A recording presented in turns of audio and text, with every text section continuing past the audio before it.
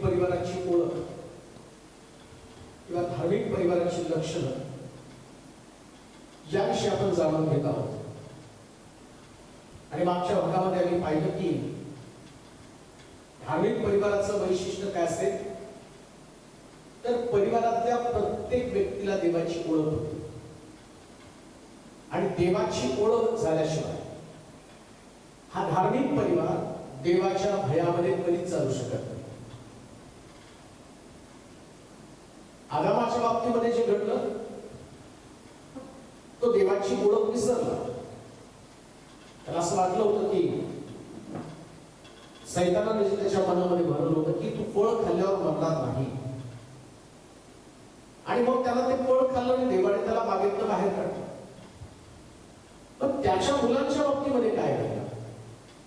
देवाची ओळख विसरल्या कारणानं त्यांच्या मुलांमध्ये ज्या प्रकारच्या भावना जागृत झाल्या, 4 लोकांचा परिवार पृथ्वीवरती पहिला रक्तपात झाला, खून झाला. कारण देवाची नीती त्यांच्याबरोबर लोप पावली. परंतु नियमशास्त्र अस्तित्वात आल्यानंतर प्रत्येक व्यक्तीला देवाला काय आवडतं, काय करायला पाहिजे, काय करू नये, या सगळ्या गोष्टी देवाने या नियमशास्त्रामध्ये सांगितल्या. भविष्य ख्रिस्ताने येऊन परत ते शिकवलं. मग एक परिवार म्हणून जसं मी वचनामध्ये पाहिलं की तो म्हटला की राष्ट्र तुमच्याद्वारे आशीर्वादित होते. म्हणजे देवानं राष्ट्राच्या आशीर्वादासाठी परिवाराची नियुक्ती केली. मग परिवाराला त्याची चाल चलून याच्या बाबतीमध्ये फार कटाक्षानं आणि निर्णय घ्यावे लागणार आहे, धार्मिक जीवन जगावं लागणार आहे. मग परिवारातल्या प्रत्येक सदस्याचं तेवढं ते महत्व आहे, त्यानं प्रयत्न केला पाहिजे. एका व्यक्तीवरती ते अवलंबून नाही. परंतु कर्नेलीच्या बाबतीमध्ये असं म्हटलं, शताधिपती असताना सुद्धा तो आपल्या कुटुंबासह देवाचं भय बाळगणार होता. कुटुंबातल्या प्रत्येक व्यक्तीनं देवावरती प्रेम करावं, देवाचं भय बाळगावं, ही देवाची त्याच्याकडनं अपेक्षा आहे. मग पद कोणतं आहे, काय काम करता, आम्हाला ते करावं लागतं. जीवनामध्ये जर प्रथम स्थान देवाला असेल, पहिलं प्राधान्य देवाला असेल, तर तुम्ही देवाच्याच गोष्टी करणार आहात. दुसरं लक्षण किंवा एखादा परिवार धार्मिक आहे, त्या परिवाराची ओळख काय, त्याचं लक्षण काय, त्याचं दुसरं लक्षण आम्ही वाचणार आहोत. उत्पत्तीच्या पुस्तकामध्ये आम्ही जाणार आहोत. त्याचा 18वा अध्याय, त्याची 22 पासून 23 पर्यंतची वचनं. उत्पत्तीचं पुस्तक, त्याचा 18वा अध्याय आणि त्याची 22 पासून 23 पर्यंतची वचनं. दुसरं लक्षण परिवाराचं आम्ही पाहणार आहोत. तेथून ते पुरुष वळून सदोमाकडे चालते झाले. पण अब्राम तसाच परमेश्वरासमोर उभा राहिला. अब्राम जवळ जाऊन म्हणाला, तू दुर्जनांबरोबर नीतिमानांचाही संवाद खरेच करणार काय? त्या नगरात कदाचित 50 नीतिमान असतील, तर त्यांचा तू खरेच संहार करणार काय? त्यांच्यातल्या 50 नीतिमानांसाठी त्या नगराची तू गय करणार नाहीस काय? या प्रकारची कृती तुझपासून दूर राहो. नीतिमानाची आणि दुष्टाची सारखीच गत होईल. असा दुर्जनांबरोबर नीतिमानाचा वध करणं तुझपासून दूर राहो. धार्मिक परिवाराचं दुसरं लक्षण जर काय असेल तर धार्मिक परिवारासाठी मध्यस्थी करत असतो, इंटरसेशन. मग या परिवारामध्ये दोष भावना किंवा द्वेष कधीच असता कामा नये. आणि त्या सगळ्यांचं विश्वासकार्यांसाठीचा आदर्श व्यक्ती कोण असेल तर अब्राम. आता आम्हाला त्या उत्पत्तीच्या पुस्तकातले ती घटना माहिती, ज्या देवानं अब्रामाला सांगितलं की माझ्याबरोबर होतं देशामध्ये तू चल, कनानामध्ये मी तुला घेऊन चालत आहे, त्या ठिकाणामध्ये तुला राहायचं. तर त्याच्याबरोबर आम्ही पाहतो की लोक पण निघाले आणि जाता जाता दोघांची मालमत्ता वाढली, संपत्ती वाढली, आशीर्वादित ते झाले, कारण त्याने देवाच्या शब्दावर चालले. परंतु मधल्या कालखंडामध्ये ज्या त्यांची संपत्ती वाढली, त्या लोट आणि अब्राम यांच्यामध्ये वादाची चिंधी पडली. का? एक धार्मिक परिवार, या परिवारामधलं जो मुख्य भाग काय ते तुम्हाला समजावून घेणं गरजेचं आहे. नुसतं चर्चला जाणं, नुसतं गीतं गाणं, संदेश देणं, लोकांना वचनात बोध करणं म्हणजे धार्मिक जीवन नाही. धार्मिक जीवनासाठी अत्यावश्यक असणाऱ्या गोष्टी ज्या परिवारासाठी आवश्यक आहे त्या सुद्धा आम्हाला करणं गरजेचं आहे. आता एवढे वाद झाल्यावर तो म्हटलं, लोकांना तो म्हटला, तू एका दिशेला जा, जी दिशा तू निवडशील त्याची विरुद्ध दिशा निवड. म्हणजे दोघांमध्ये एक प्रकारचं अंडरस्टँडिंग आलं आणि हे समंजसपणाचं पाऊल कोणी उचललं, ते अब्राहम उचललं. ज्या दिशेला तुला निवडायची ती दिशा तू निवड. आणि मग आम्ही पाहतो या लोटानं निर्वाणीचा प्रदेश म्हणजे सदोम गोमोरा निवडला. त्याच्यामध्ये सगळ्या प्रकारच्या वस्तू होत्या, म्हणजे त्यांना फायद्याच्या गोष्टी निवडल्या. दुसऱ्या बाजूने जर विचार केला तर याच्यामध्ये अब्राहमाचं नुकसान झालेलं आहे, पण त्याला माहिती की माझ्या बरोबर देव असल्या कारणानं मी फायद्या तोट्याचं नुकसान विचार करणार नाही. काय नुकसान माझं झालं, त्याच्यामुळे माझं काय नुकसान झालं, हा विचार मी कधी करणार नाही. लक्षात घ्या, जो खरा धार्मिक परिवार आहे ना, ज्याच्यामुळे माझी हानी झाली, ज्याच्यामुळे माझं नुकसान झालं, हा विचार तो कधीच करत बसत नाही. कारण देव जर एखाद्या व्यक्तीला आवाज देतो, देव जर एखाद्या व्यक्तीला पाचारण करतो ना, तर पाचारण करत असताना त्या व्यक्तीला पुढे नेण्याची जबाबदारी देवाची असते. त्या व्यक्तीने कुणाला दोष देता कामा नये. मग अशा परिस्थितीमध्ये काय घडलं, त्या देवाचे दूत अब्रामाच्या दारात चालले होते. अब्रामाला त्याने सांगितलं की आम्ही सदोम गोमोराचा नाश करणार आहे. मग वास्तविक पाहता ज्यानं त्याचं नुकसान केलं तो त्याचा पुतण्या लोट, त्याला तर आनंद झाला पाहिजे, त्याने म्हटलं पाहिजे देवानं त्याचा न्याय केला, देव माझ्या बरोबर आहे. परंतु नाही, तो परिवार जपणारा व्यक्ती होता, तो स्वतःसाठी जगणारा व्यक्ती नव्हता. त्याला वाटलं परिवारातल्या प्रत्येक व्यक्तीचा बचाव व्हायला पाहिजे. स्वार्थी वृत्ती आमच्यामध्ये कधीच असता कामा नये. माझा भाऊ, माझी बहीण, माझी आई, माझी सासू, माझी सून, माझा मित्र, माझ्या कुटुंबातला प्रत्येक व्यक्ती. अब्रामानं आपल्या पुतण्यासाठी देवाजवळ मध्यस्थी केली. कुठल्या ते मध्यस्थीचं अंतःकरण, आम्हाला तर असं वाटतं की आमचा भाऊ आणि त्याचं वाईट झालं तर आम्ही म्हणतो त्याच्या मरणानं तो मरायला लागला. आम्हाला आमच्या एखाद्या प्रिय व्यक्तीचं, जो आमच्या कुटुंबातला सदस्य आहे, हा तर पुतण्या आहे, याचं काही मुलाचं नातं नाहीये, पण तरी सुद्धा त्याला असं वाटलं परिवारातल्या एकाही व्यक्तीचा नाश होऊ नये. हे खरं धार्मिक कुटुंब आहे प्रिया. धार्मिक कुटुंबाचं ते लक्षण आहे. एखाद्या व्यक्ती संबंधानं जर त्याला समजलं, त्याला कळालं सदोम गोमोराचा नाश होणार आहे, त्या सदोम गोमोरामध्ये माझा पुतण्या पण राहत आहे, त्याचा नाही मजा होणार, तो पण मरणार, देव त्याला पण दंड देणार. आणि मग त्याला कळवळा आला. आज हा परिवारामध्ये कळवळा कुठे आहे? ज्या दिवशी परिवारामध्ये हा कळवळा येईल ना, त्या दिवशी लोक एकमेकासाठी प्रार्थना करतील. काय ते मध्यस्थीचं अंतःकरण या दिवसामध्ये तुम्हाला तुमच्या परिवारामध्ये आहे का? तुम्हाला नाही वाटत तुमचा परिवार तुमच्या बरोबर स्वर्गामध्ये असावा? नरक अतिशय भयानक आहे. माझ्या परिवारातले लोक जर नरकामध्ये पडले तर त्याच्या यातना ते कसे सहन करणार आहे? अब्रामासारखा मध्यस्थ त्याच्यासाठी आवश्यक आहे. आज या दिवसामध्ये अनेक परिवारामध्ये ही मध्यस्थी नाही. ते परिवारामध्ये मध्यस्थी करण्याच्या ऐवजी एकमेका संबंधानं बोलून जास्त भांडणं कशी निर्माण होतील, जास्त दंगा कसा होईल, जास्त वादावादी कशी होईल, याच्याविषयी विचार करत आहे. या परिवाराला धार्मिक परिवार कधीच करत नाही. धार्मिक परिवार निंदा करत नाही, तो मध्यस्थी करतो. धार्मिक परिवार दोष दाखवत नाही, तो परिवारातला सदस्य आपल्या कुटुंबातल्या प्रत्येक व्यक्तीची काळजी करतो. मग तो पुतण्या असू द्या, मग तो त्याचा भाऊ असू द्या, मग ती त्याची बहीण असू द्या. मग तसं आम्ही पाहतो नावीनं सुद्धा आपल्या सोन्यासाठी काहीतरी चांगल्या योजना करून ठेवलेल्या आहेत. नावी सुद्धा त्या ठिकाणामध्ये रुक्ता सांगते की आपल्या आपल्यात एक बाबाच आहे आणि त्या बाबाचं स्थळ मला तुझ्यासाठी पाहायचंय.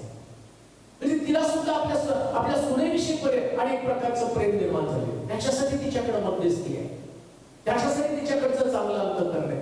घालू नये का? जो खरा धार्मिक परिवार आहे ना, त्याच्या अंतःकरणामध्ये नेहमी सहानुभूती आणि देवाच्या लोकांसाठी मध्यस्थी करणारा अंतःकरण असतं. ते righteous लोक आहेत, ते धार्मिक लोक आहेत. निंदा करणारे लोक हे धार्मिक कधीच असू शकत नाहीये. दुसऱ्याच्या दोषाविषयी किंवा दुसऱ्याला आणि जर शासन झालं, त्या शासनाविषयी अन्न करणारे लोक हा परिवार कधीच धार्मिक परिवार असू शकत नाही. जर तुम्हाला एखाद्या व्यक्तीविषयी कळालं तो नाश पावणार आहे, त्याच्या मरणानं तो मरेल म्हणलं, मग तुम्ही कसले धार्मिक आहे? अब्राहम मध्यस्थी करतो. 50 लोक सापडले तर तू काय त्या नगराचा नाश करशील का? म्हणजे त्याला तर 50 लोकांचा कळवळा नव्हता, त्याला लोटाचा कळवळा होता. लोटाचा परिणाम काय झाला त्याचा? 50 पासून सुरुवात करून त्यानं 10 लोकांपर्यंत आणलं. आता निवड तर लोकांची होती, त्यानं निवड केली होती सदोम गोमोराची. त्याला तिथं राहायला आवडत होतं, पण मध्यस्थी अब्राहामाची होती ना. याचा परिणाम सगळ्या सदोम गोमोराचा नाश झाला, पण लोटाचा मात्र बचाव झाला. धन्य ते परिवार, धन्य त्या परिवारातलं सदस्य. जगाचा नाश होईल, पण तुमच्या मध्यस्थीने तुमच्या भावाचा, तुमच्या बहिणीचा, तुमच्या सासूचा, तुमच्या सुनेचा, तुमच्या मुलांचा नाश होण्यापासून देव वाचवेल. पण तुम्हाला मध्यस्थी करणं गरजेचं आहे. मध्यस्थी करा, ध्यान करून प्रभूला मागा. जगाचा नाश जवळ आलेला आहे. मरीनं मरतील, दुष्काळानं मरतील, तलवारीनं मरतील, अपघातानं लोक मरतील. रस्त्यावरती दोघांच्या प्रेतांचा खास पडलेला आहे, मृत्यूने खिडकीमधून प्रवेश केलेला आहे. मग कुठे मध्यस्थी? लोटाच्या परिस्थितीमध्ये, सदोम गोमोराच्या स्थितीमध्ये आम्ही पाहतो अब्राहामाला आपल्या पुतण्याची आठवण आली आणि त्याने मध्यस्थी केली. आज कोरोनानं लोक मरत आहे. किती लोक सकाळी उठून आपल्या लोकांसाठी मध्यस्थी करत आहेत, प्रार्थना करत आहेत, देवा ही महामारी, या महामारीपासून आमच्या लोकांचा बचाव कर.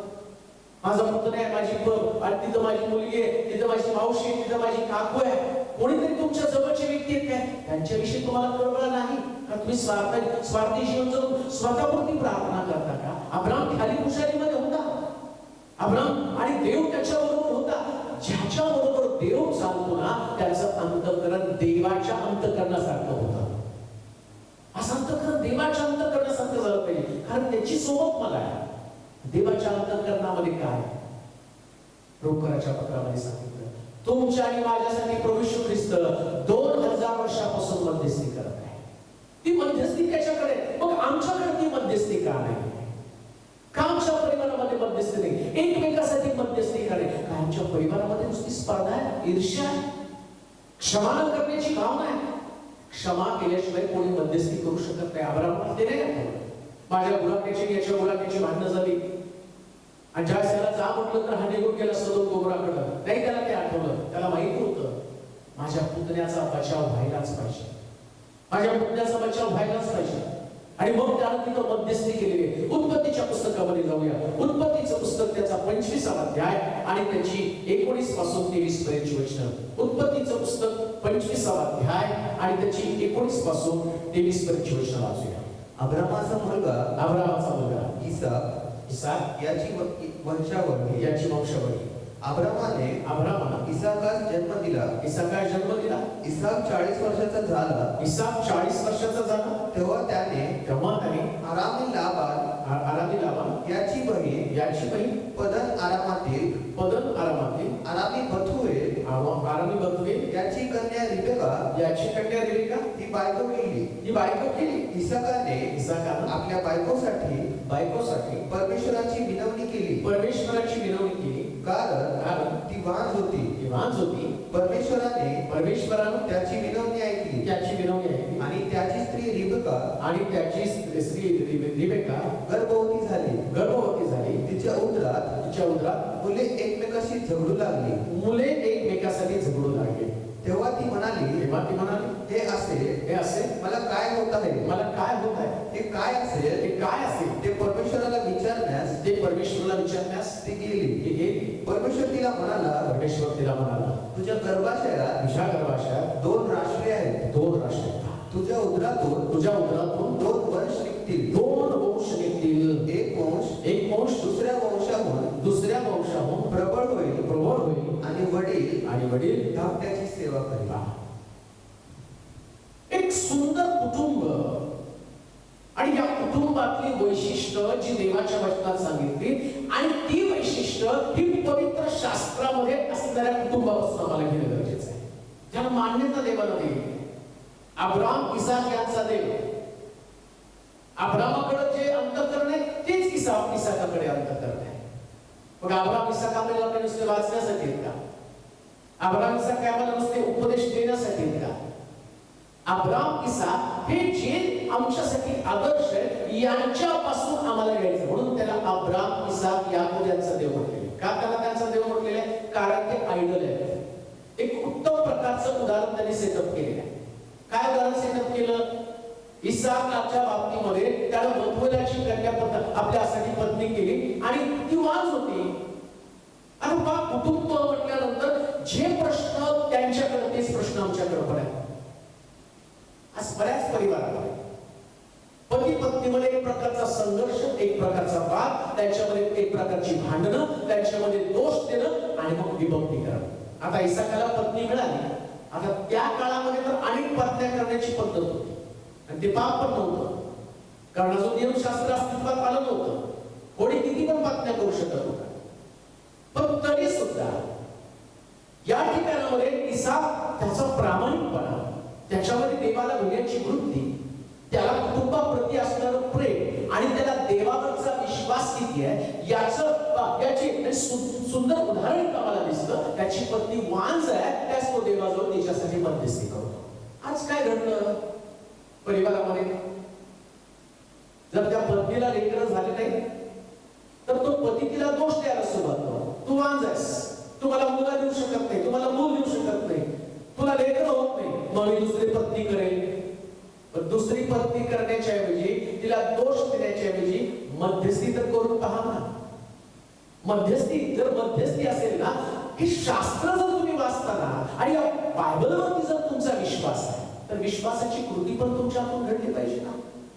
किती पती आहेत आज या दिवसामध्ये. एक व्यवहार ते पाहतात, तुला लेकरं होऊ शकत नाही, मेडिकल असं सांगतं. अहो मेडिकल इथं पण सांगितलं त्याची पत्नी वांज होती, तिला लेकरं होणार नव्हती, पण त्यानं तिच्यासाठी देवाजवळ मध्यस्थी केली. ही मध्यस्थी साधी सुधी नाही बरं का. कधी कधी पतीची मध्यस्थी एवढी प्रभावी ठरते ना, बायबल सांगतं यानं रिबेकेसाठी इसाकानं देवाजवळ मध्यस्थी केली आणि परमेश्वराने त्याला सांगितलं तिच्या पोटामध्ये 2 राष्ट्र आहेत. ही मध्यस्थीची ताकद आहे. ज्या दिवशी परिवारामध्ये पती पत्नी एकमेकांसाठी मध्यस्थी करतील ना, त्यांची लेकरं राष्ट्रांसाठीचा आशीर्वाद बनतील. हे मध्यस्थीची ताकद आहे.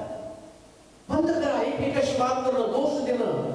तुझ्यामध्ये काय कमी आहे, माझ्यामध्ये काय कमी आहे. रिबिकेमध्ये कमी होतं आणि ती वांज होती, हे तिचं वास्तविक आहे. पण जे कमी पण आहे ना, ते कमी पण काढण्यासाठी इसाकानं मध्यस्थी केली गेली. मी याच्या त्याच्याकडे सांगितल्यानं काही फरक पडणार नाही. त्याच्यावर तुमचं कुटुंब उद्ध्वस्त होणार आहे. कौटुंबिक शांती निघून जाणार, समाधान, सांत्वन, आनंदाचं वातावरण निघून जाणार आहे. किती काळ दोष देत बसणारा. एखाद्या पत्नीला जर आपल्या पतीच्या कमतरता समजल्या तर तिने मध्यस्थी करावी. दोष देत फिरू नये. बदलण्याची ताकद देवाकडे आहे. देव बदलला, अंतःकरण बदलतो, राष्ट्र बदलतो, परिस्थिती बदलतो. तो सदोम गोमोराचा नाश करण्याचं देवाला ठरवलं होतं, नाश केला. पण लोटाच्या परिवाराला त्याला बदलून बाहेर काढलं. येणार नव्हता तो बाहेर. त्याची पत्नी तर यायला तयार नाही. मिठाचं काम बनली ती. ज्याच्यासाठी अब्रामाचं अंतःकरण फुटत होतं, अब्रामाने ज्याच्यासाठी मध्यस्थी केली, देवाने त्याला त्यातून बाहेर काढलं. ही ताकद आहे. ही ताकद आहे मध्यस्थीमध्ये. हताश होऊ नका, निराश होऊ नका. कोणताही प्रश्न इतका कठीण नाही की तो मध्यस्थीने सुटू शकत नाही. मध्यस्थीच्या प्रार्थनेमध्ये ती ताकद आहे. आणि प्रत्येक परिवारामध्ये जो धार्मिक परिवार आहे, त्या धार्मिक परिवाराचं वैशिष्ट्य काय माहिती का? हे आपल्या कुटुंबासाठी मध्यस्थी करणारे लोक असतात. मध्यस्थी करा लोकांसाठी, एकमेकांसाठी मध्यस्थी करा. जसं त्यानं, या लोकांनं या इसाकानं आपल्या पत्नीसाठी मध्यस्थी केलेली आहे, आपल्या पत्नीसाठी मध्यस्थी केलेली आहे. तुम्ही करता का मध्यस्थी? तुमच्या लेकरांसाठी मध्यस्थी करता? त्यांच्यामध्ये कमतरता आहे, त्यांचं उद्यापन प्रभू काढू का? बुद्धीने कमी आहे, ज्ञानाने कमी आहे, व्यवहार ज्ञान त्यांच्याकडे नाही, व्यसनामध्ये ते अडकून पडलेले आहेत. तो माणूसपणा म्हणजे काहीतरी आशीर्वाद त्यांच्याकडे नाही, काहीतरी गोष्टी त्यांच्यापासून लोप पावलेल्या आहेत. तर मध्यस्थी असणं गरजेचं आहे. कुरकुर करणं, दोष देणं, कोणाला तरी सांगणं, कोणातरी व्यक्तीला प्रार्थना करायला सांगणं, हे सामान्य व्यक्तीचं लक्षण आहे. धार्मिकाचं लक्षण ते नाही. तो जातो आणि गुप्तवासी त्याकडे प्रार्थना करतो. कारण त्याला ठाऊक आहे माझ्या प्रत्येक प्रश्नाचं उत्तर देणारा महासमर्थ देव माझ्याबरोबर आहे. तो सगळं करू शकतो प्रिया, सगळं करू शकतो. पण ती दारुडा व्यसनाधीन आहे म्हणून कुरकुर करण्याच्या ऐवजी त्याच्यासाठी मध्यस्थी करा. देव त्याला बदलून टाकेल. जसं इसाकानं मध्यस्थी केली असं परमेश्वर त्याच्याशी बोलला. इसाका काय रे वाचवर पण वचन 28 वर्ष 20-21 इसाकानं आपल्या बायकोसाठी परमेश्वराची विनवणी केली. कारण ती बांझ होती. परमेश्वरानं त्याची विनवणी ऐकली. तो ती बांझ होती म्हणून त्यांनी मध्यस्थी केली. ती बांझ होती म्हणून त्याने कुरकुर नाही केली. कोणी म्हटलं मी दुसरं लग्न करेल. कोणी आपल्या पत्नीला दोष देत बसला. तो लेकरू देऊ शकत नाही. हे सामान्य लोकांचं दर्शन आहे. एक चांगला बिलीव्हर्स, एक चांगला परिवार या प्रत्येक नकारात्मक परिस्थितीला मध्यस्थी पॉझिटिव्ह करतो. ही नकारात्मक परिस्थिती पण इंटरसेशन मध्यस्थी की ताकद आहे ना. त्याला माहित होतं की तो परमेश्वराकडे गेला तर परमेश्वर त्याची प्रार्थना ऐकेल. प्रभूनं काय केलं माहिती का? ऊस पण तोच बंद करतो आणि ऊस पण तोच वाहतो. गर्भाशय बंद करणारा तोच आहे आणि गर्भाशयाला चालू करणारा तोच आहे. आणि ही गोष्ट अब्रामाला ठाऊक होती. कारण इसाकाला ठाऊक होती. का माहिती का? कारण त्याची आई पण वांझ होती.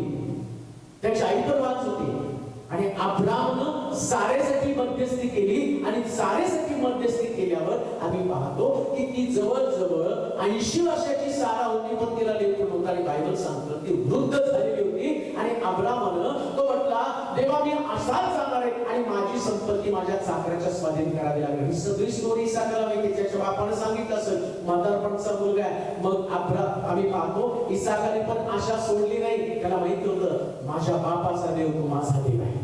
माझ्या बापाला ज्याने आशीर्वाद दिले तो माझ्या आणि रिबकेला पण आशीर्वाद देणार आहे. म्हणून लक्षात ठेवा हे धार्मिक कुटुंब सातत्यानं पुढे जाणारं कुटुंब आहे. ती धार्मिकतेची पद्धत पण सेम आहे. मध्यस्थीची पद्धत पण सेम आहे. देवाजवळ मागण्याची पद्धत पण सेम आहे. देवाकडे राखून राहण्याची पद्धत पण सेम आहे. त्याने आपला स्वभाव नाही बदलला. त्याने आपले विचार नाही बदलले. त्याला ठाऊक आहे ही मध्यस्थी जर मी केली ना तर माझ्या कुटुंबातली परिस्थिती बदलणार आहे. आणि रिबका जरी वांझ असली तर रिबकेला फलद्रूप करणारा देव या ठिकाणामध्ये आहे.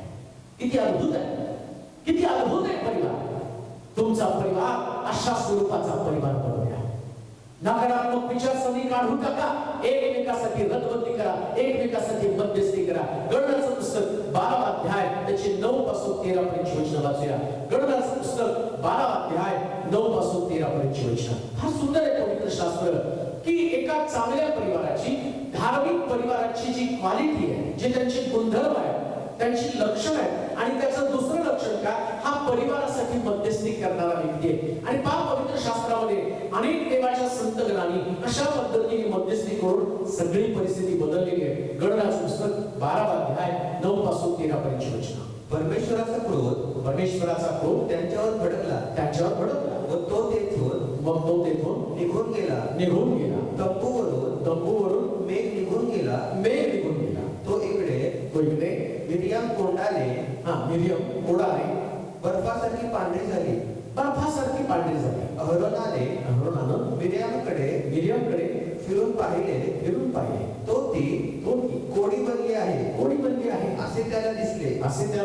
तेव्हा अहरोन मोशेला म्हणाला माझ्या प्रभू आम्ही मूर्खपणानं वागून पातक केला आहे. त्याचा दोष आमच्यावर ठेवू नकोस. कोणी आपल्या आईच्या उदरातून अर्धे शरीर नष्ट झालेला असा मेलेला बाहेर पडतो.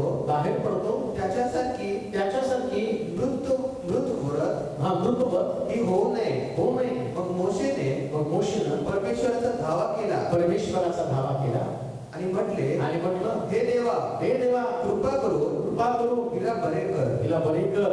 पण परमेश्वर मोशेला म्हणाला तिचा बाप तिच्या तोंडावर केवळ थुंकला असता तरी तिला 7 दिवस लाज वाटली नसती काय. म्हणून 7 दिवस तिला छावणी बाहेर कोंडून ठेव. नंतर तिला आता मिरियम आणि अहरोन हे दोघं पण मोशेच्या विरोधामध्ये कुरकुर करतात.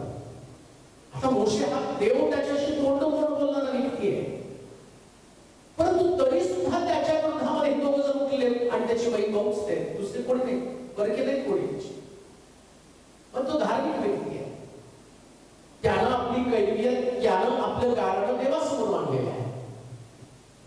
धार्मिक परिवारानं तुमचं कारण कोणा व्यक्तीकडे देऊ नका, देवाकडे द्या. आणि देवाकडे जर तुमचं कारण तुम्ही दिलं ना, देव योग्य प्रकारचा न्याय करतो. आता देवानं पण न्याय केला कसा? काय देव तुझ्याशीच तोंड बोलतो का? आमच्याशी बोलत नाही का? देव काय फक्त तुझाच आहे का? पुष्कळ प्रकारचे दोष त्याला दिले. परमेश्वरानं त्याचं ऐकलं ते. आता मोशेनं जरी चूक केली तरी सुद्धा आम्ही देखील चुकतो, देवाला माहिती. मानव आहे, सगळे चुकणारेच आहे. तो सेवा करतो ना, तो देवाची इच्छा पालन करतो. फारोच्या पुत्र, कन्येचा पुत्र म्हणून घेण्याचं त्याला नाकारलं. तरुणपणामध्ये पापाचं क्षणिक सुख भोगण्यापेक्षा देवाच्या लोकांबरोबर त्याला दुःख भोगणं पसंत केलं, हे देवाला माहिती आहे. आणि एक गोष्ट ध्यानात ठेवा, परिवार म्हणून परिवारातले सदस्य जे धार्मिक लोक आहेत, हे धार्मिक कुटुंब आहे मोशेचं. मिरियम, अरोन हे सगळे धार्मिक लोक आहेत. धार्मिक परिवारामध्ये कधी कधी प्रॉब्लेम येतात. जगातल्या लोकांमध्ये प्रॉब्लेम नसतात, पण धार्मिक परिवारामध्ये प्रॉब्लेम असतात. ज्याच्याबरोबर देव आहे ना, तर देवाबरोबर चालणाऱ्या व्यक्तीच्या विरोधामध्ये परिवारातल्या लोकांनी कधीच जायचं नाही, कधीच जायचं नाही. हे शिक्षण आम्हाला घेणं गरजेचं आहे. अजून एक गोष्ट, आता परिवार त्याच्या विरोधामध्ये गेली, बहीण त्याच्या विरोधामध्ये, भाऊ त्याच्या विरोधामध्ये गेला, मग देवानं ते पाहिलं आणि देवानं मिरियमचं शरीर कोडानं भरून टाकलं. हा तो देव आहे, लक्षात घ्या. परिवारातल्या लोकांना लक्षात घ्या, ज्याच्या बरोबर देव आहे त्याच्या विरोधामध्ये कधीच कोणी जायचं नसतं, कधीच नाही केला. तुमचा परिवार जर तुम्हाला टिकवून ठेवायचा, परिवारामध्ये जर कुठल्या वाईट घडामोडी घडू नये, देवाचा दंड, देवाचा शाप तुमच्यावरती येऊ नये, याच्यासाठी तुम्हाला खबरदारी घेणं गरजेचं आहे. अजून गोड सांगतो, समजा कुटुंबातल्या एखाद्या व्यक्तीनं कुरकुर केली आणि देवानं त्याला दंड दिला, मोशेसारखं अंतःकरण धारण करा. मोशेच्या विरोधामध्ये कुरकुर करून, मोशेच्या विरोधामध्ये त्यांनी बोलून, मोशेला राग आणणारी कृती त्यांनी केली, पण मिरियम कोडाला भरल्याबरोबर त्यानं देवाजवळ मध्यस्थी केली. हे खरं धार्मिक परिवाराचं लक्षण आहे. कुटुंब या नात्यानं सगळ्यांचे स्वभाव भिन्न असणार. कोण संयमी असेल, कोण अति शीघ्रकोपी असेल, कोणी लवकर बोलून भावना व्यक्त करतील, कोणी भावना व्यक्त करणार नाही. पण सगळ्यांना घेऊन आम्हाला स्वर्गात जायचं आहे. लक्षात घ्या, सगळ्याला स्वर्गामध्ये न्यायचं. आमचा उद्देश काय? आम्हाला सगळ्याला स्वर्गामध्ये न्यायचं, जायचं नाही, न्यायचं. मला स्वर्गामध्ये जायचंय, त्याच्यासाठी माझ्याबरोबर अजून लोकांना मला घेऊन जायचंय. शंभरोडीच नाही केलं, अख्खं शंभरोड तिने येशूकडे घेऊन आली. मग मला माझ्या कुटुंबातल्या लोक गावाला स्वर्ग सांगायला जातात. ते किती पाप करतात आणि तुम्ही त्यांना म्हणता तुम्ही पापात नसू शकता, येशू तुमच्यावर प्रेम करतो, येशू तुमच्यावर प्रेम करतो. एखादा दारुड्या असेल तर येशू तुझ्यावर प्रेम करतो. मग तुला घरातला दारुड्या सहन होत नाही, मग कुटुंबातले लोक तुला सहन होत नाही. कुटुंबात तुझी साक्ष काय? म्हणून बायबल सांगतो, प्रथम येहुद्यात, मग शमरणात, मग जगाच्या कानावर. पहिले घरातल्या लोकांना बदला, घरातल्या लोकांसाठी मध्यस्थी करा, त्यांच्यासाठी रणबंदी करा. जे तुमच्या विरोधात आतापर्यंत गेले होते ना, अशा सगळ्यांच्या बाजूला देवाजवळ मध्यस्थी करा. त्यांना सांगा प्रभू चुकलेत ते, त्यांना माहित नाही, जसे येशू मध्यस्थी करतो, हे बाप्पा यांना क्षमा कर, कारण हे काय करतात ते त्यांना कळत नाही. येशूची मध्यस्थी आहे. हा नाही कळलं, मिरियमला अरोनला नाही कळलं, त्यांनी कॅज्युअल घेतलं. त्यांना मोशे देवाचा सेवक आहे, मोशे बरोबर देव आहे, देव त्याच्याशी तोंडोतोंड बोलतो, हे त्यांच्या लक्षात कधीच आलं नाही. त्यांना असं वाटलं की तो एक सामान्य व्यक्ती आहे. आणि लक्षात ठेवा, मोशे पण सामान्य व्यक्ती सारखं जगला नाही. जे देवा धार्मिक लोक आहेत ना, त्यांनी सामान्य लोकांसारखं नाही जगायचं. धार्मिक लोकांनी त्याच्यापेक्षा वेगळं जायचं. कसं? जे तुम्हाला दोष देतात, जे तुमच्या विरुद्ध कुरकुर करतात, त्यांच्यासाठी तुम्हाला मध्यस्थी करायची. हे धार्मिक लोकांचं वैशिष्ट्य आहे. तेव्हा त्याचं शरीर कोडानं बनवलं आणि मोशे मध्यस्थी करतो. प्रभू हिच्या अंगावरचं एक कोड काढून टाक. कुठं गेला त्याचा राग, कुठं गेला त्याचा द्वेष, कुठं गेला त्याचा मत्सर? फक्त देवाकडे आणण्यापुरता त्याला राग आला. त्यानं त्याचं निर्दोषता सिद्ध करण्यासाठी देवाकडे त्यांना घेऊन गेलं. म्हणून लक्षात ठेवा, कुटुंबातल्या कोणी व्यक्तीने तुमच्या विरोधामध्ये काही बोललं असेल ना, तर त्याला फक्त देवाकडे न्या. त्याच्या विषयी आपल्या अंतःकरणात काही ठेवू नका. आपलं मन स्वच्छ करा. कारण तुम्ही कशी प्रार्थना कराल, देवाला त्याची प्रार्थना काय केली? कारण गिdeonविषयी अरुणाविषयी स्वच्छ करा आपलं हृदय. तुमची एक प्रार्थना पापाकडे जाणाऱ्या तुमच्या भावाला, तुमच्या बहिणीला, तुमच्या पत्नीला, तुमच्या पतीला, तुमच्या लेकरांना तुमच्या मध्यस्थीने देवाकडे वळेल. 100%. हे प्रॅक्टिकल जीवन आहे. हे पुस्तक जीवनी पुस्तक आहे. त्याचा प्रत्येक सिद्धांत तुम्हाला शिकवतो, तुम्हाला देवाजवळ घेऊन येतो आणि तुमचं अंतःकरण दैवी प्रेमाने भरून टाकतो. ही दैवी प्रेम आमच्या हृदयामध्ये आलं पाहिजे. आम्ही प्रभूसाठी सिद्ध आणि तयार असलं पाहिजे. मोशेने त्यांच्यासाठी मध्यस्थी केली आणि आम्ही पाहतो देवानं काही दिवसानंतर, लगेच कोण नाही घालवलं, काही दिवसानंतर, काही दिवस म्हटला की बाप जरी थुकला तर किती दिवस 7 दिवस पर्यंत ते अशुद्ध राहिले. म्हणजे मध्यस्थी केल्यानंतर एक आशा तुम्हाला आहे, ताबडतोब उत्तर मिळणार नाही, पण देव दंड दिल्यावर त्यांना वळवेल, परिस्थिती बदलेल. अजून एकच वचन वाचूया. मार्गदर्शक वर्तमान 5वा अध्याय 21 पासून 24 पर्यंतची वचनं. मध्यस्थी किती महत्वाची. मार्गदर्शक वर्तमान त्याचा 5वा अध्याय आणि त्याची 21 पासून 24 पर्यंतची वचनं.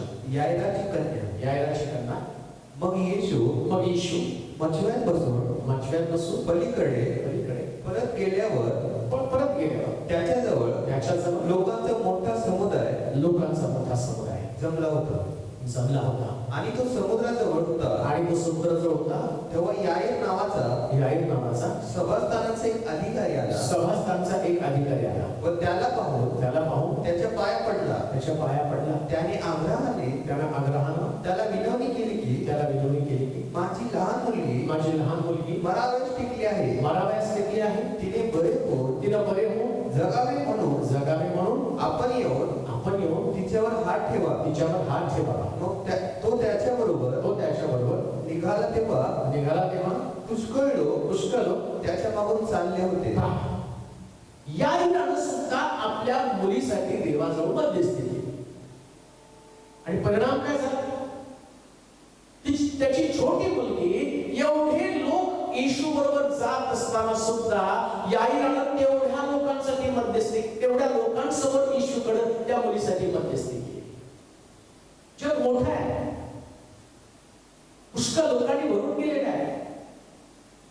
मंदिरामध्ये पुष्कळ लोक आहेत, नातेवाईक तुमचे पुष्कळ आहेत, परंतु त्याच्यामध्ये तुम्हाला एका व्यक्तीची आठवण काढून मध्यस्थी करावी लागणार आहे. याईरानं एवढ्या लोकांसमवेत आपल्या मुलीची आठवण काढली आणि येशूकडे मध्यस्थी केली. का?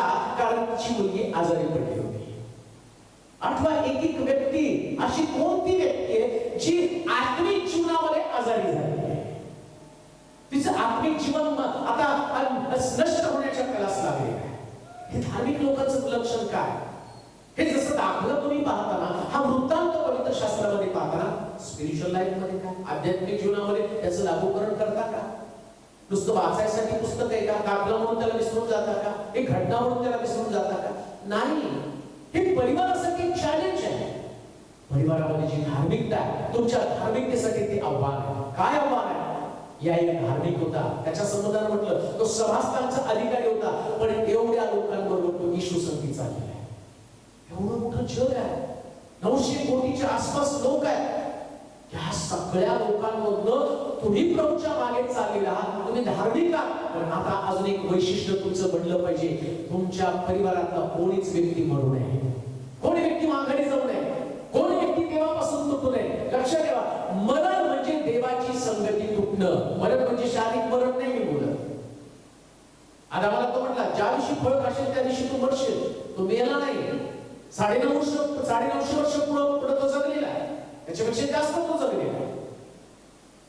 मग मे कसं काय मेला? तो मेला म्हणजे देवाची संगती तुटली.